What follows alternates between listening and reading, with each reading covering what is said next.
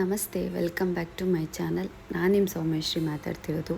ನಮ್ಮನೆಗಂತೂ ಸಿಕ್ಕಾಪಟ್ಟೆ ದೃಷ್ಟಿಯಾಗಿತ್ತು. ಹಾಗಾಗಿ ಆ ದೃಷ್ಟಿ ದೋಷನ ನಿವಾರಣೆ ಮಾಡ್ಕೊಳ್ಳೋಣ ಅಂಥೇಳಿ ನಾನು ಮನೇಲಿ ಹೇಗೆ ನಿವಾರಣೆ ಮಾಡ್ಬೋದು ಅನ್ನೋದ್ರ ಬಗ್ಗೆ ಕಂಪ್ಲೀಟು ನಾನು ಮಾಹಿತಿನ ನಿಮಗೂ ಕೂಡ ಕೊಡ್ತಿದ್ದೀನಿ.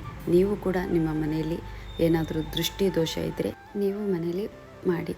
ಮೊದಲು ಒಂದು ತಟ್ಟೆ, ಒಂದು ಚೊಂಬಲ್ ನೀರು, 2 ನಿಂಬೆಹಣ್ಣು, ಅರಿಶಿನ, ಕುಂಕುಮ, ಒಂದು ಮಣ್ಣಿನ ದೀಪ, ಕರ್ಪೂರ ಮತ್ತು ಲವಂಗ, ಪಲಾವ್ ಎಲೆ, ಒಂದು ಧೂಪ ಮತ್ತು ಉಪ್ಪು, ಸುಣ್ಣ ಇಷ್ಟನ್ನು ನಾನು ರೆಡಿ ಮಾಡಿಕೊಂಡೆ. ಈಗ ಮೊದಲು ನಾವು ಮನೆ ದೇವರಿಗೆ ಕೈ ಮುಗಿದು ಒಂದು ತಟ್ಟೆಗೆ ನೀರು ಹಾಕಿ ಕುಂಕುಮನ ನೀರು ಜೊತೆ ಮಿಕ್ಸ್ ಮಾಡಬೇಕು.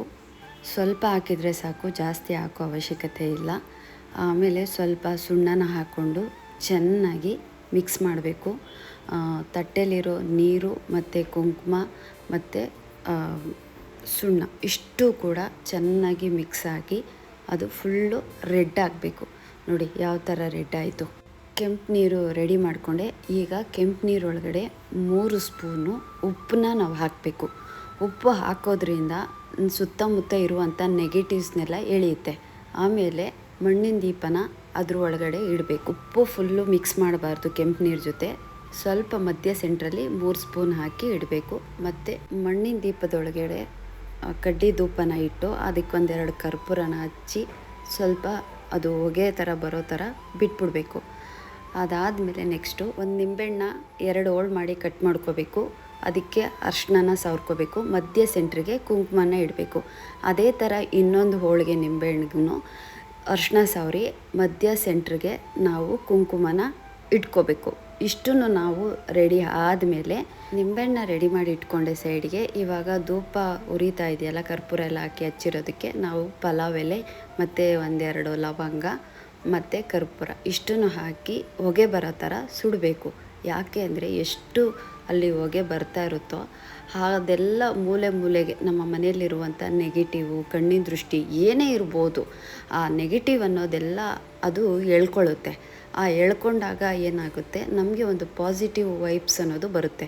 ನೋಡಿ ಇವಾಗ ಫುಲ್ಲು ಅಂದರೆ ಸಿಕ್ಕಾಬಟ್ಟೆ ಜಾಸ್ತಿ ಅದು ಹೊಗೆ ಬಂದಿಲ್ಲ.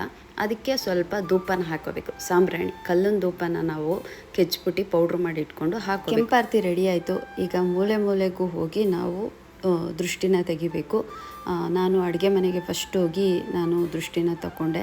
ಅಂದರೆ ಮೂಲೆ ಮೂಲೆಗೆ ಹೋಗಿ ಧೂಪ ಇರುತ್ತಲ್ಲ, ಧೂಪ ಮತ್ತು ಕೆಂಪಾರತಿ ಎರಡನ್ನೂ ಮೂಲೆ ಮೂಲೆಯಲ್ಲಿ ನಾವು ಸ್ವಲ್ಪ ತೋರಿಸ್ಕೊಂಡು ಧೂಪದ ಹೊಗೆನ ಹಿಂಗೆ ಕೈಯಲ್ಲಿ ಮೂವ್ ಮಾಡಬೇಕು. ಅದಾದಮೇಲೆ ಹಾಲು, ರೂಮು, ಅಡುಗೆ ಮನೆ ಎಲ್ಲ ಕಡೆ ತೋರಿಸಾದ್ಮೇಲೆ ಫೈನಲ್ಲಾಗಿ ನಮ್ಮ ಬಾಗಿಲ ಹತ್ರ ಬಂದು 3 ಸಲ ಇಳಿ ತೆಗಿಬೇಕು. ಬಲಗಡೆಯಿಂದ 3 ಸಲ, ಎಡಗಡೆಯಿಂದ 3 ಸಲ ಮತ್ತು ಮೇಲಿಂದ ಕೆಳಗೆ 3 ಸಲ. ಇಷ್ಟು ತೆಗೆದು ಆದಮೇಲೆ ನಾವು ಈಚೆ ತೊಗೊಂಡೋಗ್ಬಿಟ್ಟು ಯಾರು ತುಳಿದೇ ಇರುವಂಥ ಜಾಗದಲ್ಲಿ ನಾವು ಹಾಕಬೇಕು. ಯಾಕೆಂದರೆ ನಮ್ಮ ಮನೇಲಿರುವಂಥ ನೆಗೆಟಿವ್ಸ್ ಎಲ್ಲ ಅದು ಬೇರೆ ಯಾರಾದರೂ ತುಳಿದಾಗ ಅವರು ಪಾಪ ತೊಂದರೆ ಆಗಬಾರ್ದು. ಹಾಗಾಗಿ ನಾವು ದೃಷ್ಟಿ ತೆಗೆದಿರುವಂಥ ನೀರು, ಕೆಂಪಾರತಿ ಎಲ್ಲ ತೊಗೊಂಡೋಗಿ ಯಾರು ತುಳಿದೇ ಇರುವಂಥ ಜಾಗದಲ್ಲಿ ಹಾಕಬೇಕು. ಯಾಕೆಂದರೆ ಅವ್ರಿಗೇನಾದ್ರು ತೊಂದರೆ ಆಯಿತು ಅಂದರೆ ಆ ಪಾಪ ಕರ್ಮ ಎಲ್ಲ ನಮಗೆ ಬರುತ್ತೆ. ಹಾಗಾಗಿ ಹುಷಾರಾಗಿ ನೋಡಬೇಕು. ನೆಕ್ಸ್ಟು ನಾನು ತೆಂಗಿನಕಾಯಲ್ಲಿ ಮನೆಗೆ ದೃಷ್ಟಿ ತೆಗೆಯೋಣ ಅಂತೇಳಿ ಮೊದಲು ನಾನು ಮನೆ ದೇವರಿಗೆ ಪ್ರೇಯರ್ ಮಾಡಿ ತೆಂಗಿನಕಾಯಿ ಮೇಲೆ 2 ಕರ್ಪೂರನ ಹಚ್ಚಿ ಮೊದಲು ದೇವ್ರ ಮನೇಲಿ ಫಸ್ಟು ನಾನು ಎಳಿನ ತೆಗೆದೆ. ಯಾಕೆಂದರೆ ಇತ್ತೀಚೆಗೆ ನಮ್ಮ ಮನೇಲಿ ನಾವು ಪೂಜೆ ಮಾಡಿ ವೀಡಿಯೋಸ್ ಎಲ್ಲ ಹಾಕೋದ್ರಿಂದ ಸಿಕ್ಕಾಬಟ್ಟೆ ದೃಷ್ಟಿ ಆಗ್ತಿದೆ ಅಂತ ನನಗೂ ಕೂಡ ಗೊತ್ತಾಯಿತು. ಹಾಗಾಗಿ ನಾನು ಮನೇಲಿ ಅವಾಗವಾಗ ಈ ಥರ ದೃಷ್ಟಿ ದೋಷ ಏನಾರು ಇದ್ದರೆ ನಾನು ತೆಗಿತಾನೆ ಇರ್ತೀನಿ. ಒಂದು ಪಾಸಿಟಿವ್ ಅನ್ನೋದು ನಮಗೆ ಸಿಗುತ್ತೆ. ತೆಂಗಿನಕಾಯಲ್ಲೂ ಕೂಡ ದೃಷ್ಟಿ ತೆಗಿಯೋದ್ರಿಂದ ಸ್ವಲ್ಪ ಮಟ್ಟಿಗೆ ನಮ್ಮ ಮನೇಲಿ ಪಾಸಿಟಿವ್ ಅನ್ನೋದು ಕಾಣುತ್ತೆ. ಹಾಗಾಗಿ ನಾನು ಮೊದಲು ಅಡುಗೆ ಮನೆಗೆ ಹೋಗಿ ನಾನು ಫಸ್ಟು ದೃಷ್ಟಿನ ತಗೋತೀನಿ.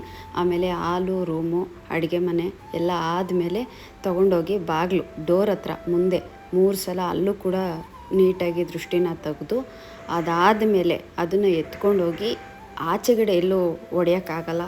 ಯಾಕೆ ಅಂದರೆ ಪಾಪ ಬೇರೆಯವರು ತಿರುಗಾಡ್ತಾರೆ. ಹಾಗಾಗಿ ನಾನೇನು ಮಾಡಿದೆ, ನಮ್ಮ ಮನೆ ಬಾಗಿಲು ನಾವು ಎಂಟ್ರಿ ಕೊಡ್ತೀವಲ್ಲ ಅಲ್ಲೇ 3 ಸಲ ಮತ್ತೆ ಇಳಿ ತೆಗೆದು ನೀಟಾಗಿ ಏನೇ ಕೆಟ್ಟ ದೃಷ್ಟಿಗಳಿದ್ರು, ಯಾರದೇ ಕಣ್ಣು ನಮ್ಮ ಮೇಲೆ ಬಿದ್ದಿದ್ರು ಎಲ್ಲ ಹೋಗ್ಬಿಡ್ಲಿ ಅಂತ ಹೇಳಿ ನಮ್ಮ ಮನೆ ದೇವ್ರನ್ನ ನೆನೆಸ್ಕೊಂಡು ನಾವು ಆ ತೆಂಗಿನಕಾಯಿನ ಹೊಡಿಬೇಕು. ಆ ತೆಂಗಿನಕಾಯಿನ ನಾವು ಹೊಡೆದಾಗ ಆ ದೃಷ್ಟಿಕಾಯಿ ಏನಾದರೂ ಜಾಸ್ತಿ ಆಗಿದರೆ ತೆಂಗಿನಕಾಯಿ ಕಂಪ್ಲೀಟು ಚೂರು ಚೂರಾಗುತ್ತೆ. ಏನಾದರೂ ಸ್ವಲ್ಪ ಇದೆ ದೃಷ್ಟಿ ಅನ್ನೋದಾದರೆ ಒಂದು 4-5 ಹೋಳು ಹಾಕ್ಬೋದೇನೋ ಸಣ್ಣ ಸಣ್ಣ ಪೀಸಾಗಿ. ಮತ್ತು ಅದನ್ನು ಹಾಗೆ ಬಿಡಬಾರ್ದು. ಆ ತೆಂಗಿನಕಾಯಿನೆಲ್ಲ ಎತ್ತಿ ಸೈಡಿಗಿಟ್ಟು ಮತ್ತೆ ನಾವು ಅರಿಶಿನ ಮತ್ತು ಉಪ್ಪು ಹಾಕಿ ನೀರನ್ನ ಸ್ವಲ್ಪ ಮನೆಗೆಲ್ಲ ಸ್ವಲ್ಪ ಪ್ರೋಕ್ಷಣೆ ಮಾಡಬೇಕು. ಏನೇ ಇದ್ದರೂ ಕೆಟ್ಟ ದೋಷ ಏನೇ ಇದ್ರೂ ಎಲ್ಲ ಆಚೆ ಹೋಗುತ್ತೆ. ಇತ್ತೀಚೆಗೆ ಏನಾಗ್ಬಿಟ್ಟಿದೆ ಅಂದರೆ ಯಾರು ಬದುಕ್ತಿದ್ದಾರೆ ಅಂದರೆ ಸಹಿಸ್ಕೊಳ್ದೇ ಇರೋಂಥ ಕೆಲವು ಜನರು ಇರ್ತಾರೆ. ಅಂಥ ಜನರು ದೃಷ್ಟಿ ಏನಾರ ಬಿತ್ತು ಅಂದರೆ ಸಾಕು, ಏನಾಗುತ್ತೋ ಏನೋ. ಆವಾಗವಾಗ ನಾವು ಈ ಥರ ದೃಷ್ಟಿನ ನಾವು ಮನೇಲಿ ತೊಗೋತಾ ಇರಬೇಕು. ಮತ್ತು ಇನ್ನೊಂದೇನೆಂದರೆ ಮನುಷ್ರ ಕಣ್ಣಿಗೆ ಮರನೇ ಮುರಿದೋಯ್ತಂತೆ ಅಲ್ವಾ. ಹಾಗಾಗಿ ಈ ಥರ ಸಣ್ಣ ಪುಟ್ಟ ಪರಿಹಾರನ ನಾವು ನಮ್ಮ ಮನೆಯಲ್ಲೇ ನಾವು ಮಾಡ್ಕೋಬೇಕು. ವಾರದಲ್ಲಿ 1-2 ಸಲ ಮಾಡಿಕೊಂಡ್ರೂ ಓಕೆ, ಇಲ್ಲ ತಿಂಗಳಲ್ಲಿ 2 ಸಲ 3 ಸಲ ಮಾಡಿದ್ರೂ ಓಕೆ. ಈ ಥರ ಮಾಡ್ತಾ ಬನ್ನಿ. ನಿಮ್ಮ ಮನೇಲಿ ಏನೇ ದೃಷ್ಟಿ ದೋಷ ಇದ್ದರೂ ಎಲ್ಲ ಪರಿಹಾರ ಆಗುತ್ತೆ. ನಾನಂತೂ ಅವಾಗವಾಗ ಈ ಥರ ಒಂದು ಪರಿಹಾರನ ನಮ್ಮ ಮನೇಲೇ ನಾನು ಮಾಡ್ಕೋತಾ ಇರ್ತೀನಿ. ನಮಗೆ ಯಾವುದೇ ಆಗ್ಬೋದು, ಏನಾದರೂ ದೃಷ್ಟಿ ಆಯಿತು ಅಂತಂದರೆ ನಮ್ಮ ಕೆಲಸ ಕಾರ್ಯಗಳು ನಿಲ್ಲುತ್ತೆ. ಮನೇಲಿ ಯಾರಾದರೂ ಹುಷಾರು ತಪ್ಪುತ್ತೆ, ಇಲ್ಲ ಯಾರಾದರೂ ಜಗಳಗಳು ಮಾಡೋದು, ಏನೋ ಒಂದು ಅನಾಹುತ, ಇಲ್ಲ ಬೀಳೋದು, ಈ ಥರ ಸಮಸ್ಯೆಗಳು ಬರ್ತಾನೆ ಇರುತ್ತೆ. ಆವಾಗ ಬಂದಾಗ ಈ ಥರ ಒಂದು ಸಣ್ಣ ಪರಿಹಾರನ ನಾವು ನಮ್ಮ ಮನೇಲಿ ಮಾಡ್ಕೊಂಡ್ವಿ ಅಂದರೆ ಖಂಡಿತ ನಾವು ಚೆನ್ನಾಗಿರ್ತೀವಿ.